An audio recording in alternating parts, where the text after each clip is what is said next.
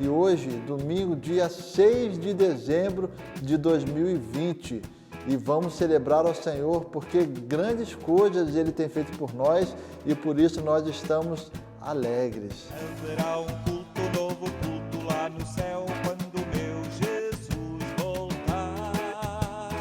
Eu vou encontrar. Graça e paz vos sejam multiplicadas pelo conhecimento de Deus e de Jesus, nosso Senhor.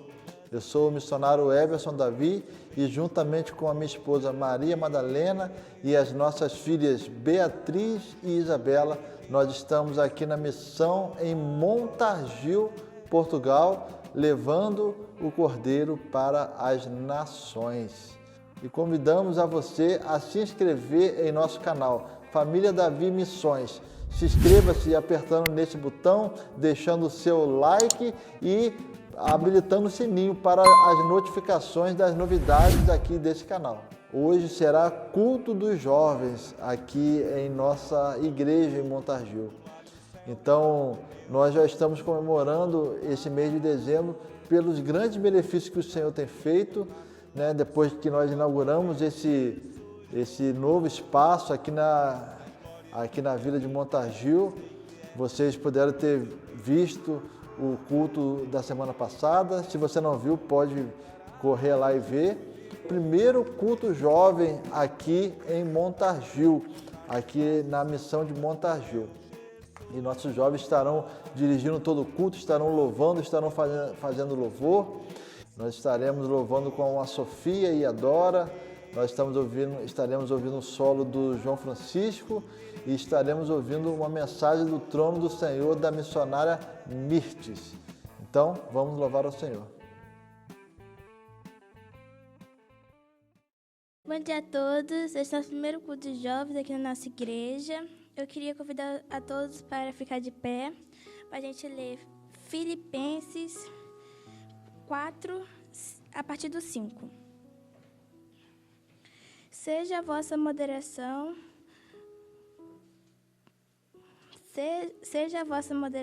conhecida de todos os homens. Perto está o Senhor. Não andeis ansiosos de coisa alguma. Em todo, porém, seja conhecido diante de Deus as vossas petições pela oração e pela súplica com ações de graça. E a paz de Deus, que excede todo o entendimento, guardará ao vosso coração e a vossa mente em Cristo Jesus. Ainda de pé, eu vou orar. Pai amado, Pai querido, Pai, obrigada pela noite que o Senhor nos deste. Pai, abençoe o nosso culto, Pai, abençoe cada jovem, Pai, abençoe a família de cada um, Pai, abençoe a família as pessoas, Pai, abençoe quem não chegou ainda, Pai, abençoe a gente que nos deu um culto maravilhoso, Pai. Em nome de Jesus, amém. Agora a gente vai louvar a Deus com a Sofia e a Dora.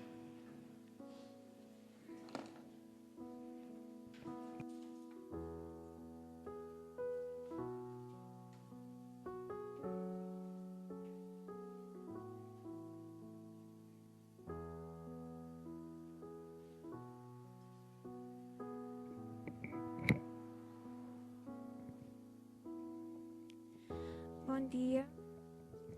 Então vamos começar um momento de louvor com Vim para adorar-te.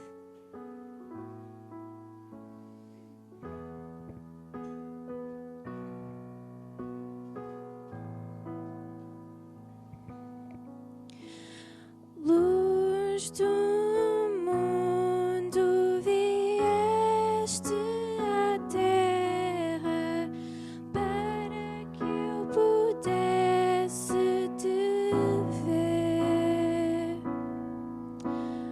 Tua beleza me leva a adorar-te. Quero contigo viver.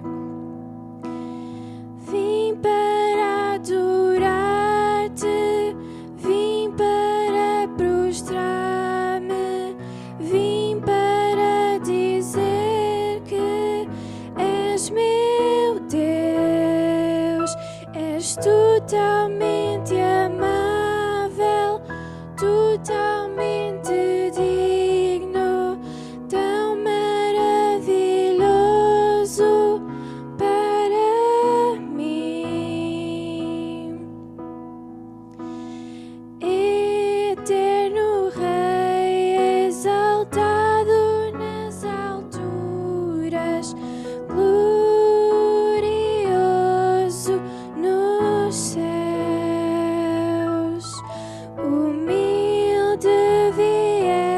deste à terra que criaste, por amor ao pobre se fez. Vim para adorar-te, vim para mostrar-te, vim para dizer que és meu Deus, és totalmente amável, totalmente digno, tão maravilhoso para mim. Eu nunca saberei o preço dos meus pecados lá na cruz. Eu nunca saberei o preço dos meus pecados lá na cruz. Eu nunca saberei o preço dos meus pecados lá na cruz. Eu nunca saberei o preço dos meus pecados lá na cruz.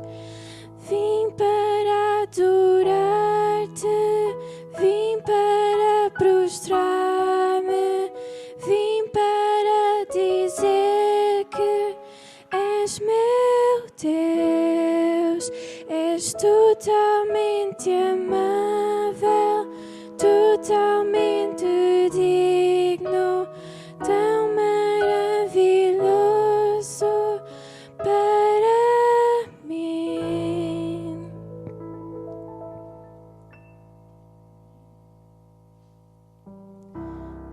Agora vamos cantar ao único que é digno.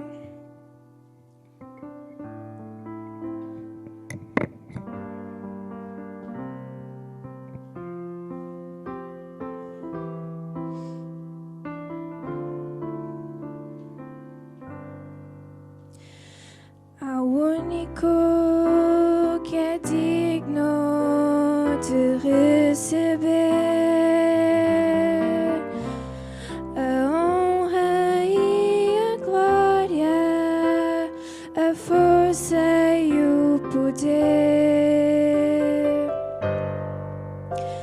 Ao Rei eterno e imortal, invisível mas real, a Ele ministramos o louvor. Ao único que é digno de receber a honra e a glória, a força e o poder. Ao Rei eterno e imortal, invisível mas real, a Ele ministramos o louvor.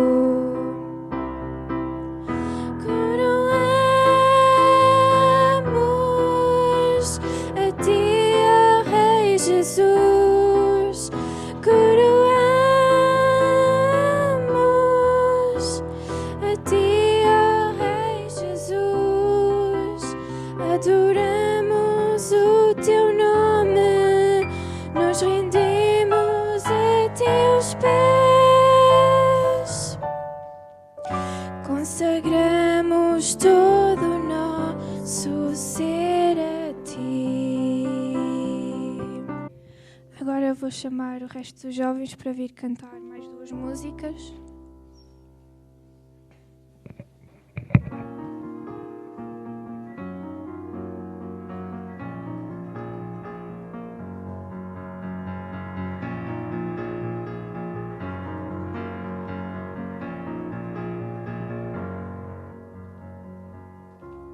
Deixou-se a glória, foi por amor, foi por amor.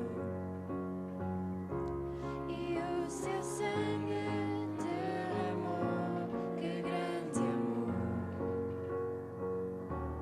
Aquela via dolorosa se entregou. Eu não mereço, mas tua graça me alcançou. Eu me rendo ao seu amor. Eu me rendo ao seu amor. Eu me rendo ao seu amor. Eu me rendo, eu me rendo. Deus Emmanuel, estrela da manhã, Cordeiro de Deus, pão da vida, príncipe da paz, grande El Shaddai, Santo de Israel, luz do mundo, Galileu. Jesus, Jesus, Galileu. Jesus, Jesus, Galileu. Jesus, Jesus, Galileu. Jesus, Jesus.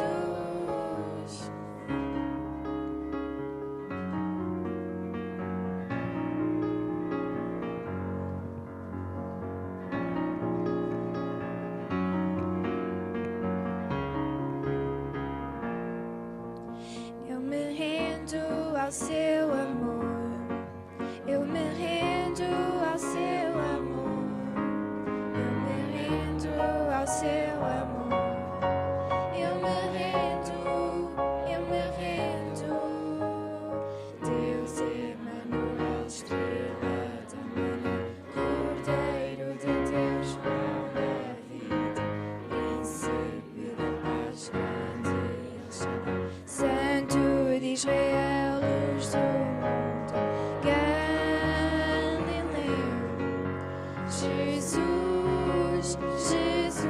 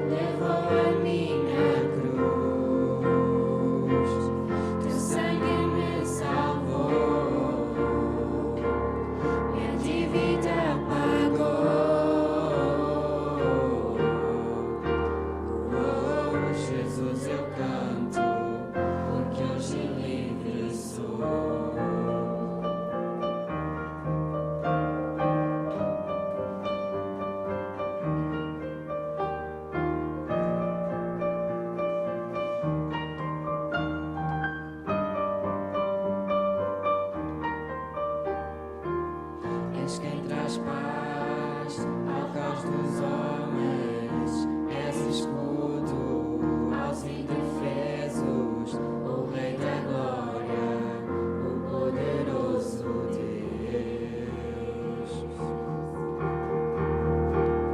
Reina em justiça sobre as nações, a luz que brilha na escuridão, o Rei da Glória, o poderoso Deus. Maravilhosa graça, teu amor que não falha,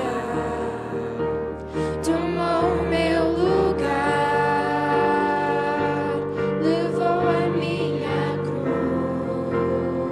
cruz, teu sangue me salvou, minha dívida pagou. Oh, Jesus, eu canto, porque hoje livre sou. Digno é o Cordeiro de Deus, digno é o Cordeiro que a morte venceu. Digno é o Cordeiro de Deus, digno é o Cordeiro que a morte venceu. Digno é o Cordeiro de Deus, digno é o Cordeiro que a morte venceu. Digno é o Cordeiro de Deus, digno é o Cordeiro que a morte venceu.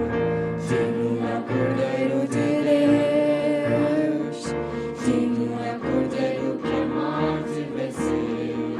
Digno é o Cordeiro de Deus, digno é o Cordeiro que a morte venceu. Digno é o Cordeiro de Deus, digno é o Cordeiro que a morte venceu. Digno é o Cordeiro de Deus,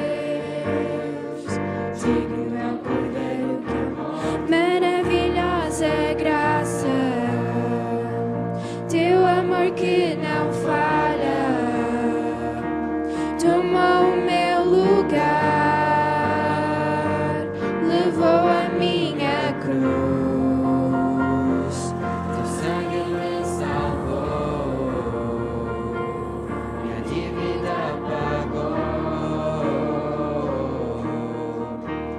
Oh, Jesus, eu canto, porque hoje livre sou. Maravilhosa graça, teu amor que não falha, tomou o meu lugar, levou a minha cruz, teu sangue me salvou, minha dívida pagou. Jesus, eu canto, porque hoje livre sou. Glória a Deus.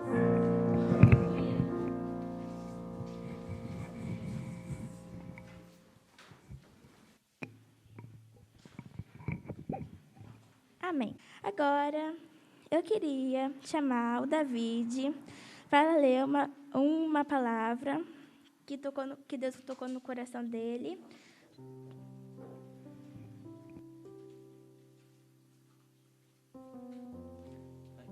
Bom dia a todos. Queria pedir a toda a gente que abrisse em Eclesiastes 3, capítulo 3.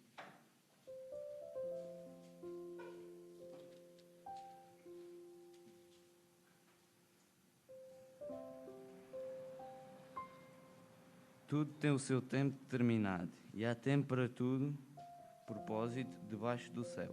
Há tempo de nascer e tempo de morrer, tempo de plantar e tempo de arrancar o que se plantou, tempo de matar e tempo de curar, tempo de derribar e tempo de edificar, tempo de chorar e tempo de rir, tempo de prantear e tempo de saltar de alegria, tempo de espalhar pedras e tempo de juntar pedras, tempo de abraçar e tempo de afastar-se de abraçar, tempo de buscar e tempo de perder, tempo de guardar e tempo de deitar fora, tempo de rasgar e tempo de coser, tempo de estar calado e tempo de falar, tempo de amar e tempo de aborrecer, tempo de guerra e tempo de paz.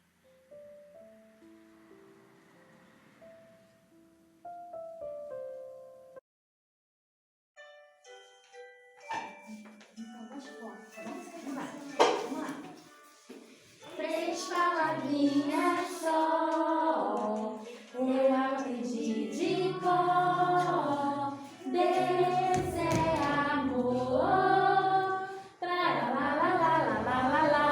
Três palavrinhas. Três palavrinhas só, eu aprendi de cor. Deus é amor.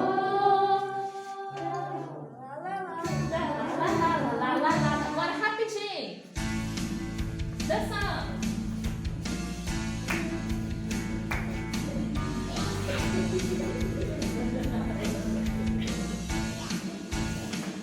Vamos lá.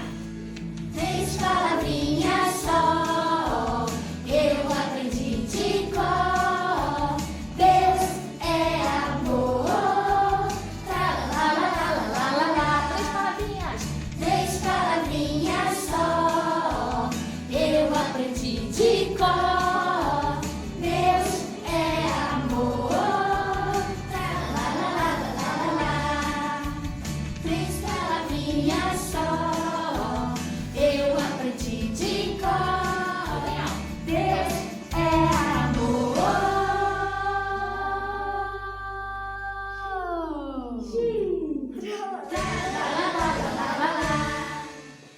Amém. Vamos sentar todo mundo sentado. Devagarzinho. Agora chegou o momento da oferta, que o João Francisco vai estar fazendo o solo, o André vai estar entregando os envelopes e a Isabela vai estar recolhendo e orando.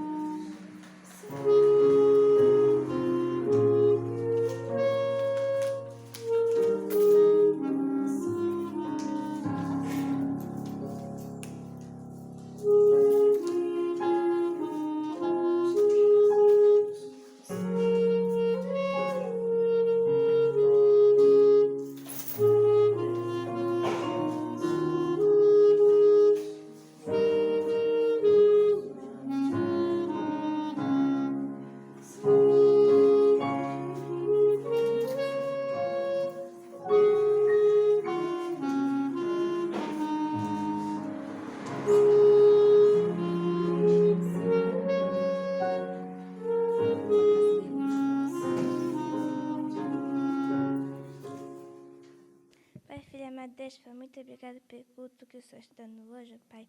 Abençoe cada um que esteja aqui, ó, Pai. Abençoe a oferta de cada um deu, ó, Pai. Que pode ser a obra do Senhor. Em nome de Jesus, amém.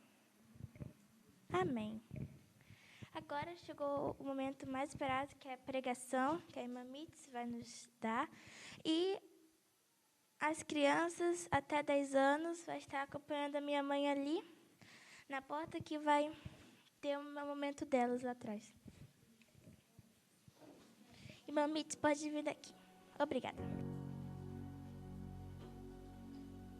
Graça e paz, queridos. Quanto tempo, né, que eu não venho aqui à missão de Montargil, depois que o campo foi suprido de obreiro, né?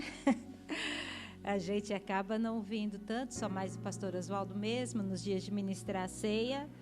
E venho agora, no momento que vocês estão com uma casa tão bonita, bonita em todos os sentidos, né? A casa está muito bonita, assim, ampla, clara, né? Isso é muito bom, com mais circulação de ar, também nesse tempo que a gente tem aí precisado cuidar um pouquinho desse aspecto. Num novo lugar, numa nova etapa desse trabalho que já vem aí, né, de muitos anos sendo desenvolvido, crescido, se aperfeiçoado. Nós temos sempre orado e assim continuaremos, né, a orar para que Deus faça prosperar o trabalho, a obra dele aqui em Montargil, como também em Ponte de Sor e nas outras missões também, né, da Igreja Congregacional de Ponte de Sor.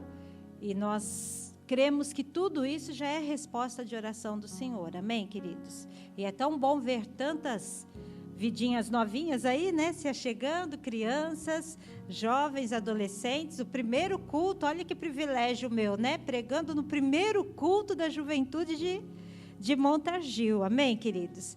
Isso realmente são motivos, assim, da gente agradecer imensamente ao Senhor.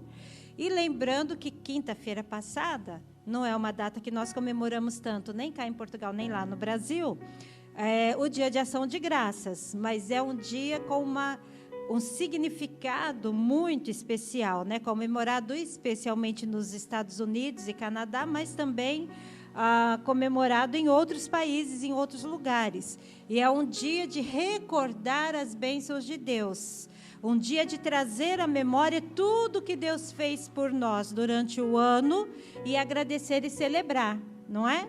E alguns poderiam dizer assim, nossa, mas 2020 foi um ano tão complicado, como a gente vai achar motivos para agradecer? Estamos aqui, glória a Deus por isso, né? Estamos com saúde, temos a nossa família unida, a provisão sempre tem chegado à nossa mesa, não é isso? Os dias passam, o ano está a chegar ao fim, e daqui um pouco tudo isso vai ser vencido, e nós continuaremos firmes, constantes, na presença do Senhor, fazendo a diferença, tanto dentro das nossas famílias, né, no ambiente da família, quanto também fora, né, nos lugares onde estamos. Temos esse motivo para agradecer, temos muitas razões. Se formos realmente procurar, né, todos os dias nós encontraremos ao menos um motivo para dar graças a Deus pelo que aconteceu naquele dia.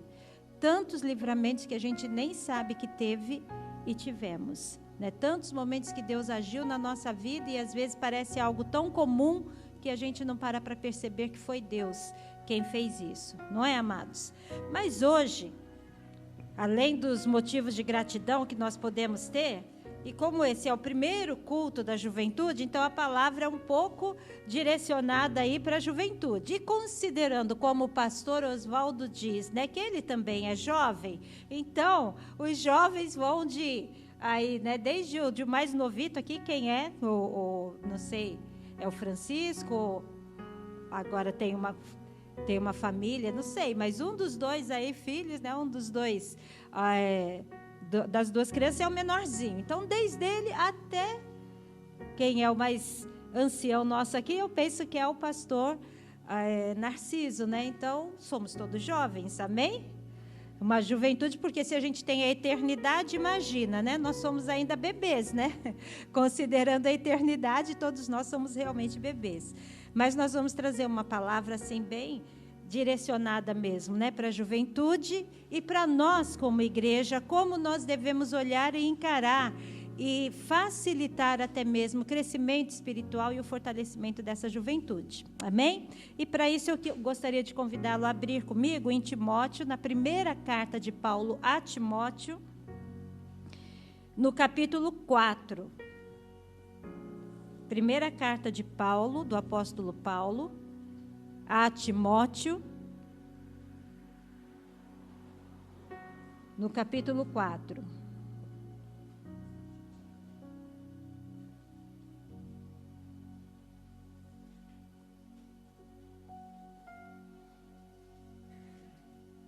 Sim, primeira carta do apóstolo Paulo a Timóteo, capítulo 4, e nós estaremos lendo dos versos 12 até o verso 15.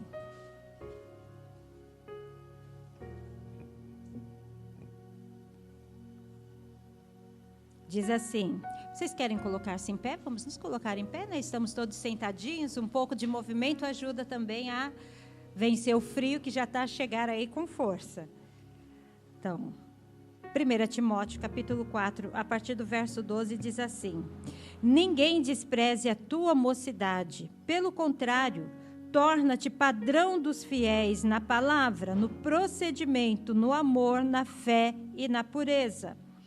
Não te faças, até a minha chegada, aplica-te à leitura, à exortação e ao ensino. Não te faças negligente para o dom que há em ti, o qual te foi concedido mediante a profecia, com imposição das mãos do presbitério. Medita estas coisas e nelas sê diligente, para que o teu progresso a todos seja manifesto. Amém? Então, eu quero partir desse texto aqui para falar um pouco nesse culto, nesse primeiro culto jovem, né, em relação àquilo que Deus tem preparado para nós como seus servos, tem trazido ao nosso coração como seus servos, mas especialmente nessa manhã, então, a juventude, que é o desafio de que nós sejamos encontrados fiéis até o último dia. O desafio de que sejamos encontrados por Deus fiéis a tudo aquilo que Ele tem falado a cada um de nós, a tudo aquilo que Ele tem desafiado os nossos corações. E então, a partir desse texto, nós vamos pensar nisso. Vamos pensar primeiro em quem era Timóteo, a quem o apóstolo Paulo escreve essa carta. E Timóteo era um jovem, filho de um pai grego e uma mãe judia, né? Ele tinha uma linhagem gentia da parte dos gregos, mas tinha uma linhagem judaica da parte da mãe. Então, esse jovem, encontrado por Paulo em uma das suas viagens missionárias, onde Paulo conheceu esse jovem, ele convida esse jovem para estar com ele, ser treinado e preparado por Paulo para assumir um ministério pastoral. E é interessante pensarmos que ele é um jovem, porque a Bíblia é escrita numa cultura que valoriza a idade, né? Quanto maior a idade, quanto mais avançada a idade de uma pessoa, maior a autoridade que essa pessoa teria. E, consequentemente, então, os jovens não tinham esse padrão de autoridade. E é claro que nós entendemos que a maturidade da vida, não é isso? O desenvolvimento da vida e a maturidade da nossa existência, dos anos da nossa vida, obviamente que nos ajuda a compreender muitas coisas que para um jovem, para um adolescente, às vezes é um pouco mais difícil, né? Então, os jovens têm aquele ímpeto apaixonado, né, de fazer valer a sua opinião, de querer estar sempre vivendo coisas novas, de não querer ouvir muito quando um adulto, alguém já está falando, corrigindo, dando alguma orientação, porque isso é da juventude. E na maturidade a gente vai aprendendo. Na maioria das vezes, nem todos amadurecem, apesar da idade, né? Mas na maior parte das vezes, nós aprendemos que precisamos ouvir e ser ouvidos, que nem sempre aquilo que a gente pensa é o que vai acontecer, que muitas vezes, ainda que estejamos certos nos nossos objetivos, teremos que abrir mão daquilo que falamos ou pensamos pelo bem de toda uma comunidade, ou seja, isso vem mais com a maturidade, os jovens vão aprendendo aos poucos isso. Mas Paulo chama um jovem, e não é apenas um, porque ele vai ter outros jovens na sua equipe missionária, né? Ele vai estar a preparar outros jovens nessa equipe missionária. Mas especialmente a Timóteo, parece que ele cria, além de uma relação, de um relacionamento ministerial, de discipulado, eles criam também um relacionamento de amizade e proximidade. E as cartas que ele escreve para Timóteo, que o apóstolo Paulo escreve para Timóteo, elas são cartas que têm assim um teor muito de cuidado, um teor de preocupação com aquele jovem. Ao mesmo tempo que, quando a gente lê as duas cartas, a gente passa a conhecer um pouquinho do temperamento de Timóteo. E parece que Timóteo tinha um temperamento mais tímido, um temperamento mais inseguro, né? Uma forma mais quietinha de ser. E não era muito do tipo de jovem que sai a defender, né, os seus ideais. Ele parecia ser mais quietinho. Talvez, né, como alguns aqui tão quietinhos, que vieram aqui à frente, assim, um pouco tímidos ainda, mas que vão, aos poucos, aprendendo e desenvolvendo seu ministério. Então, Paulo cuida de Timóteo, não somente como um líder que ele está a preparar para assumir o ministério, mas como um amigo, como alguém muito especial para ele. E o que Paulo fala para Timóteo, nesses versos que nós lemos aqui, é o que nos ajuda a refletir, então, sobre essa temática de como Deus espera nos encontrar até o final, né? Até o momento que formos nos encontrar com Ele na glória, seja pela sua volta, ou seja pelo tempo que Ele mesmo nos tomará para si. O que Ele diz para Timóteo serve de modelo para nós. E eu quero, então, a partir do verso 12, né, que diz: ninguém despreze a tua mocidade, pelo contrário, torna-te padrão dos fiéis. A partir daqui, então, conversar um pouco sobre isso. Vamos considerar que num mundo onde os valores muitas vezes são invertidos, né? Valoriza-se o ter, o que as pessoas têm, muitas vezes mais do que o que as pessoas são. Valoriza-se muito mais pelos bens que alguém possui do que propriamente pelo caráter e pela integridade de uma pessoa. Num mundo onde as coisas parece que caminham tão distante do que é o padrão bíblico, do que é o padrão de Deus para nós, Paulo diz para Timóteo: torna-te padrão, torna-te modelo dos fiéis. E ele diz isso para um jovem, ele diz isso dentro de uma cultura onde o jovem não era tão valorizado. Ele diz: torna-te padrão. Padrão de quem?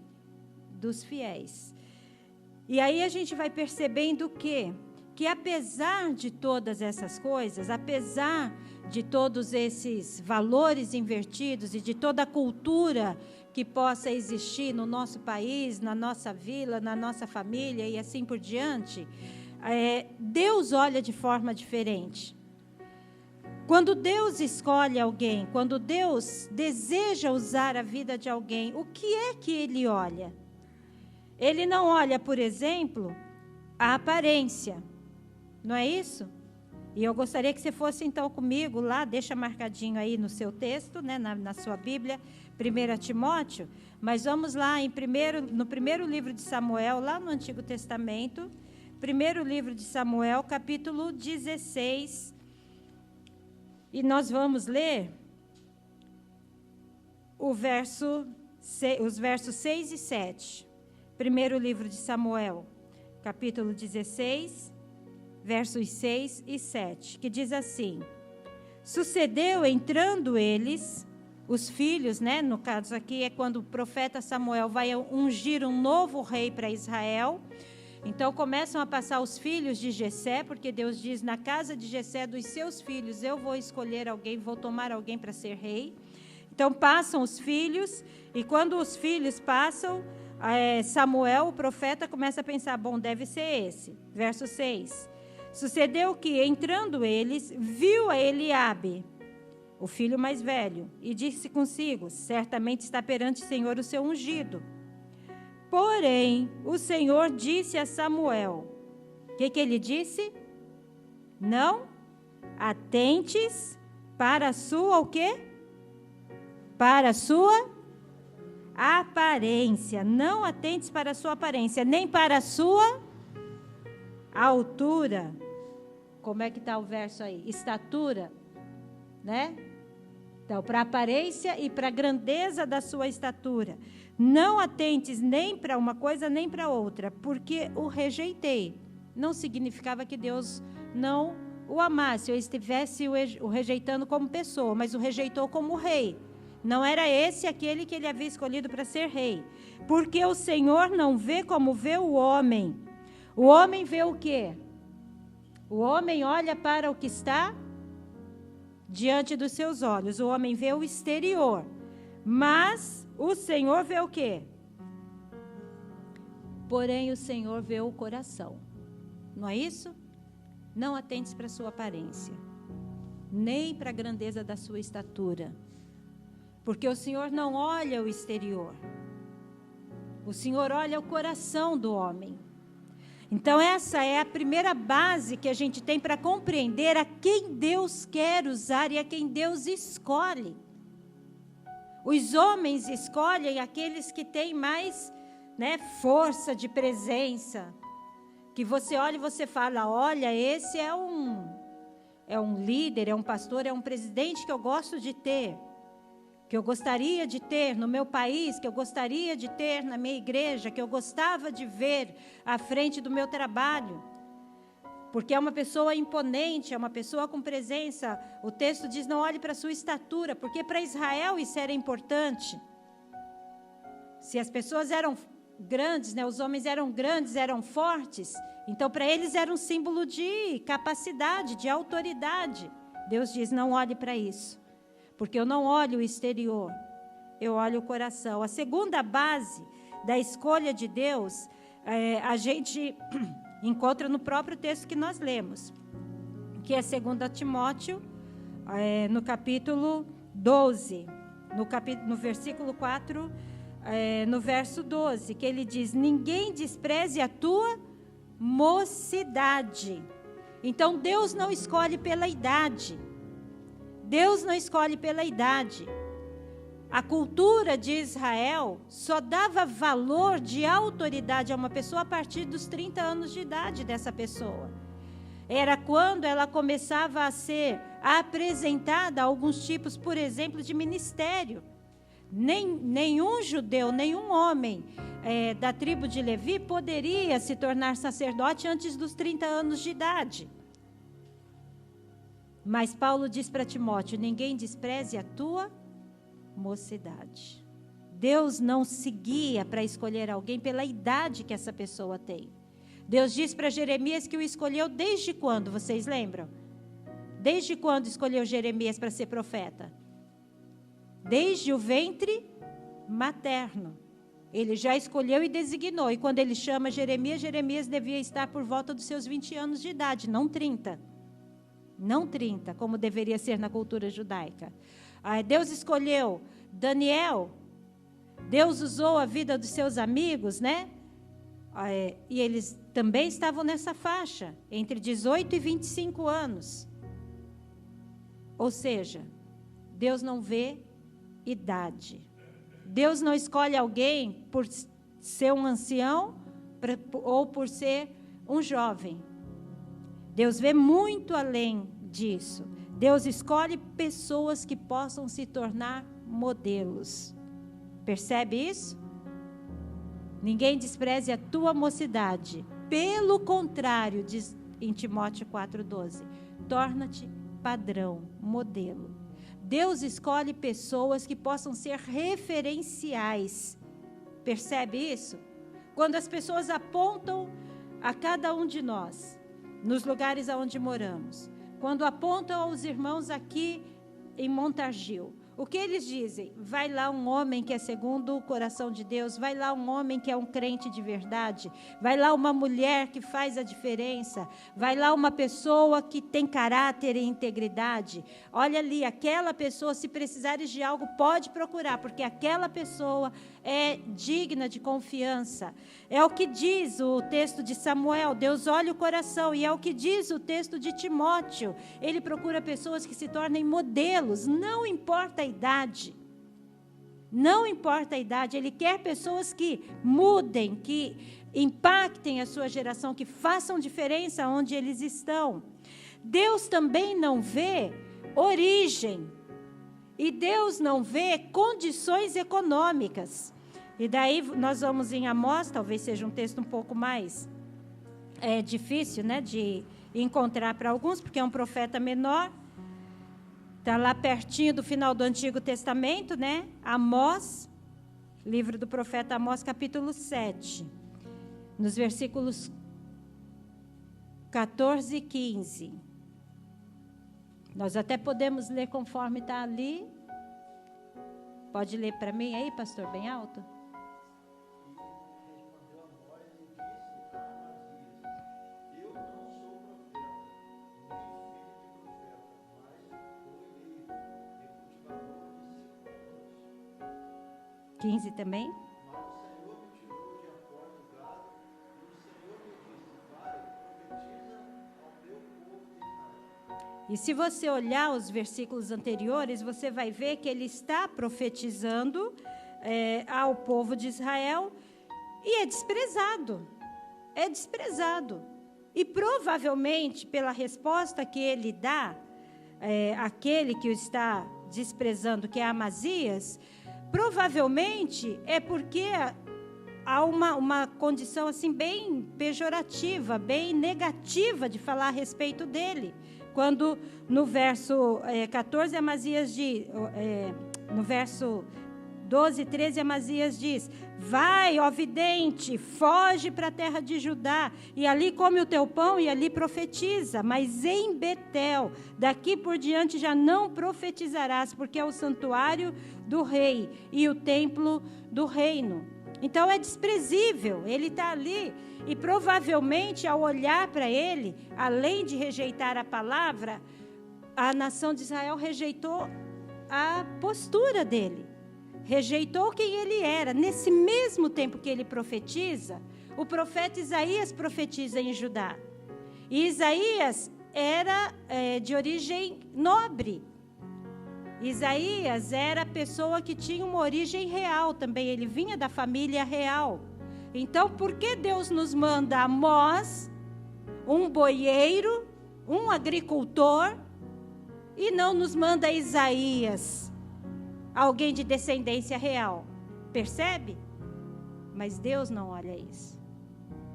Deus não olha o quanto as pessoas têm de recursos materiais, nem qual é a sua formação acadêmica, nem que profissão eles exercem, nem se eles são de uma classe social X ou Y.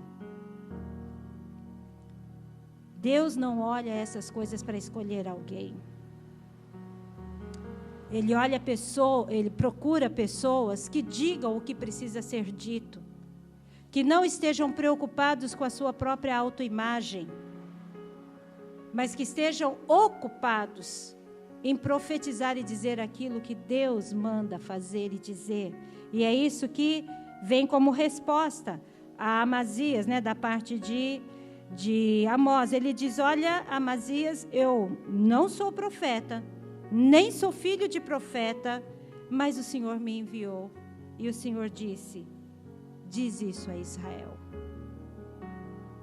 Então, amados, o que Paulo diz para Timóteo: ninguém despreze a tua mocidade. Torna-te padrão, porque Deus procura pessoas que sejam modelo. Ele não escolhe pelo que ele vê exteriormente, pela aparência. Ele escolhe pelo que ele vê que existe lá dentro, se aquele coração, se aquela pessoa é ou não é uma pessoa quebrantada, crente de verdade, apaixonada por Deus, que quer fazer a diferença na vida das pessoas. E Deus não olha a nossa origem familiar, a nossa descendência, ou os nossos recursos materiais, ou a nossa capacidade acadêmica. Deus não vê nada disso para escolher aqueles a quem Ele quer usar. É o que Paulo está a dizer para Timóteo. Timóteo, não fique retraído, porque alguém diz, você é muito novo e quer nos ensinar a nós. Você é um miúdo ainda, e quer dizer para nós como nós devemos nos comportar, proceder na nossa fé. Paulo diz para Timóteo, não se importe se as pessoas olham para você e julgam pela sua idade.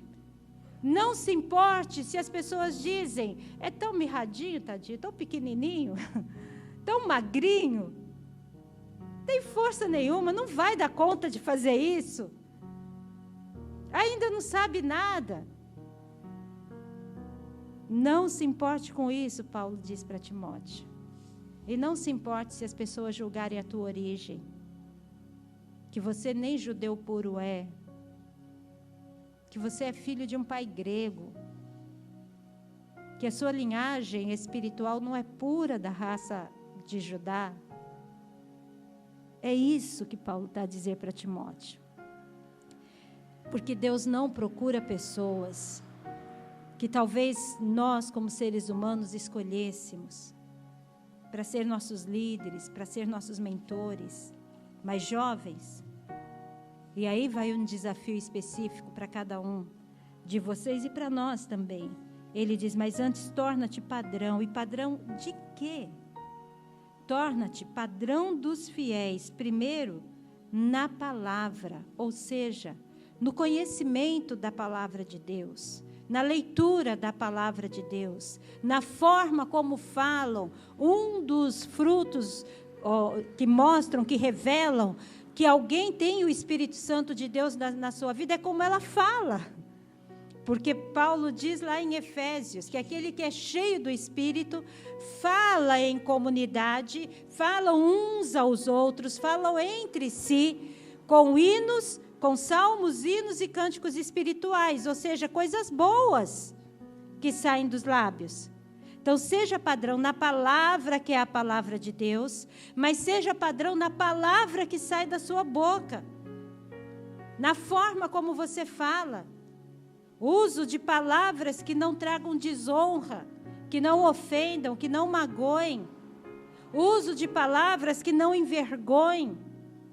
Cuidado com o que fala. Então, torna-te padrão na palavra, que é a palavra de Deus, e na palavra que sai da sua boca. Em segundo lugar, jovens, ele fala para se tornar padrão em quê? Ele diz assim, torna-te padrão na palavra e torna-te padrão no procedimento.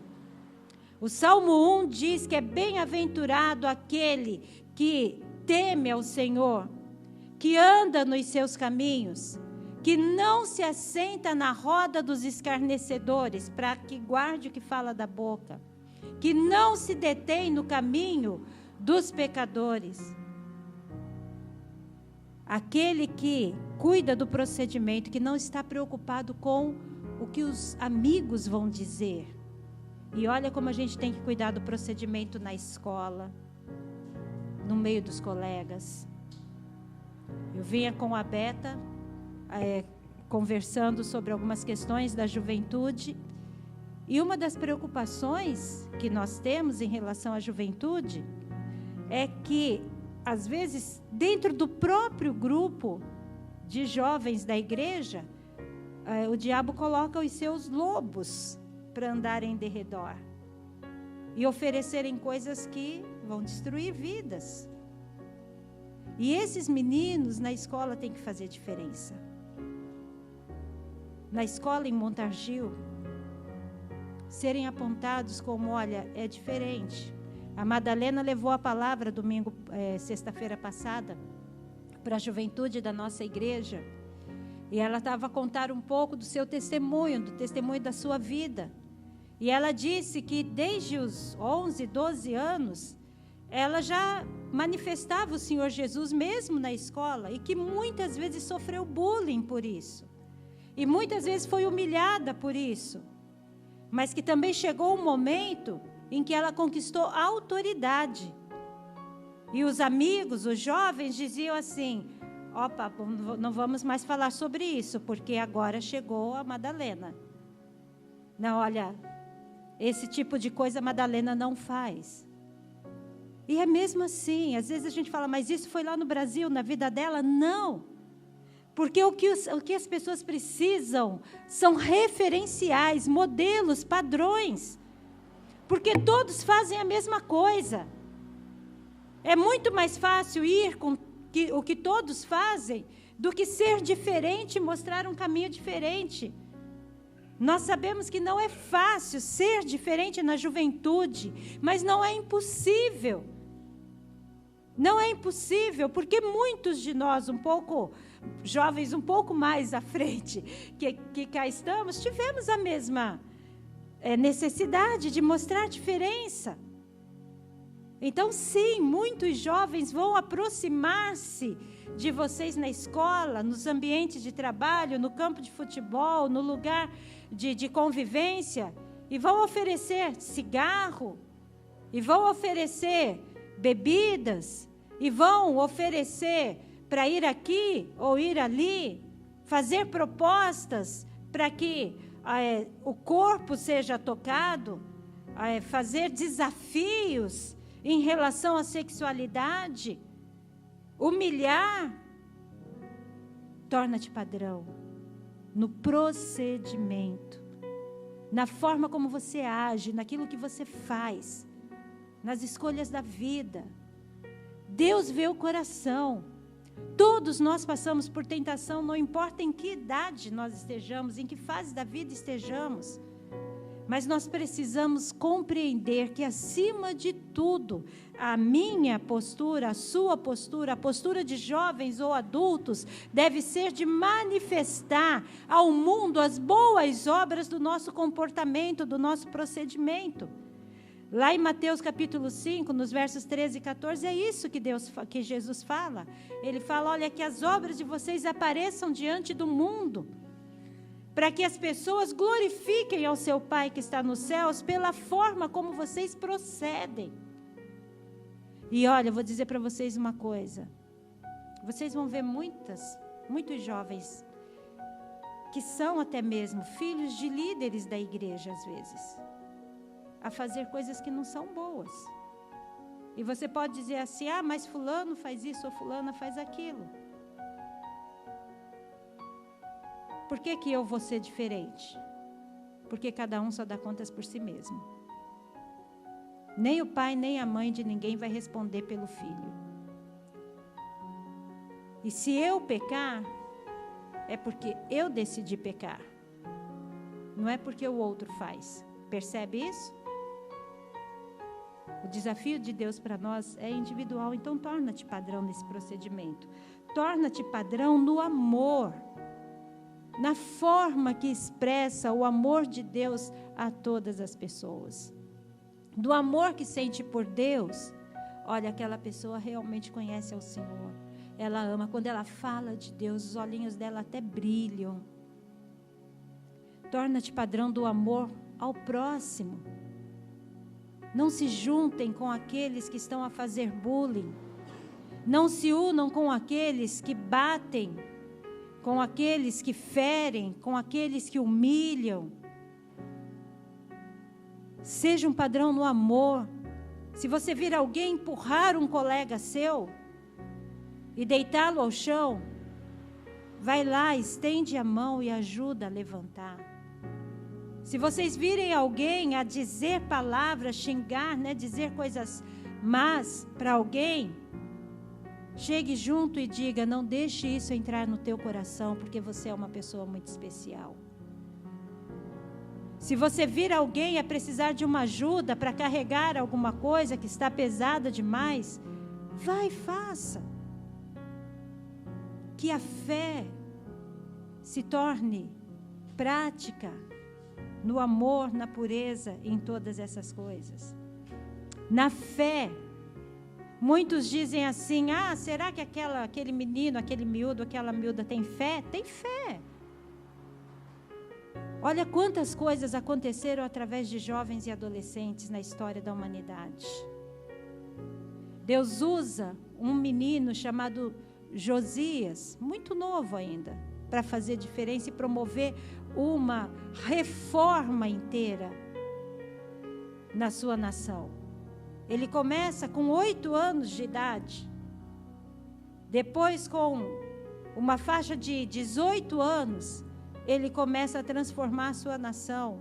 Aos 20 anos, ele promove um avivamento em toda a nação. Josias se torna um referencial para a nação de Israel, de rei que conseguiu fazer diferença, mas ele começou a reinar menino. É possível fazer diferença, fazer as escolhas certas e manifestar fé genuína.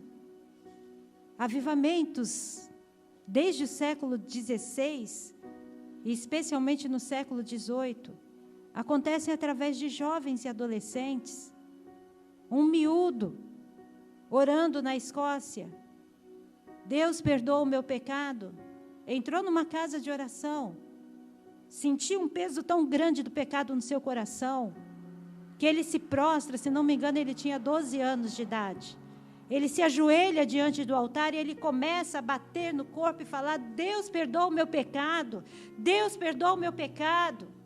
E aquela voz sai de dentro daquela casa de oração e começa a tocar as pessoas que vão passando naquela porta. E de repente a casa de oração estava cheia de pessoas clamando a mesma coisa: Deus perdoa o meu pecado, Deus perdoa o meu pecado. E num instante toda a nação foi transformada pelo quebrantamento, pela fé genuína que manifestava um menino e que pedia misericórdia a Deus. Torna-te padrão, e torna-te padrão na pureza. Por mais que seja difícil ser diferente no meio dessa geração que vocês vivem, onde tudo é tão fácil,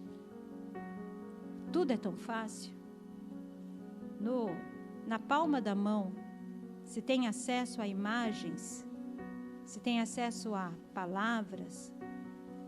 No telemóvel é muito fácil, você tem uma rede de internet no seu telemóvel, você pode ver e ouvir o que você quiser. É difícil ser padrão na pureza? Sim, mas é possível. É possível. E assim nós encerramos este culto de louvor e adoração. E lembrando a você que é aqui de Montargil, daqui de Ponte de Sor, fora do Arrão, fora do Mocho, que os nossos cultos presenciais nesse mês de dezembro estarão acontecendo aos domingos pela manhã, 10 horas da manhã. Então, estejam conosco, você é nosso convidado. Deus vos abençoe tremendamente.